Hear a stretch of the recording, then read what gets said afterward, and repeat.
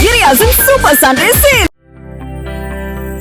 கன்னியாகுமரி கடற்கரையில் வீத லீடர்ஸ் அமைப்பின் சார்பில் அதன் நிறுவனரும் முதன்மை செயல்பாட்டாளருமான அண்ணாமலை தூய்மையான தமிழகம் என்ற கொள்கையை முன்னிறுத்தி தூய்மை பணியினை தொடங்கி வைத்தார். இந்தியாவில் மட்டுமே ஒரு வருடத்திற்கு நாம் போடக்கூடிய பிளாஸ்டிக் குப்பைகள் மட்டுமே 26,000 டன். அதுல 16,000 டன் மட்டும்தான் ப்ராப்பரா எடுக்கும். ஒரு ஆண்டும் 10,000 டன் சேர்த்துக்கிட்டே இருக்கிறோம். ஒரு ஆண்டு 10,000 டன், அடுத்த ஆண்டு 10,000 டன்.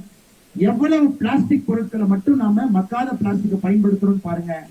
நிலத்தடி நீர் எவ்வளவு ஆழமா போயிருக்குன்னு பாருங்க. நம்முடைய காலத்திற்கு பிறகு இந்த பீச் இருக்கணும், நம்முடைய காலத்திற்கு பிறகு கடல் இருக்கும், ஆனா பீச் இருக்குன்னு எனக்கு தெரியாது.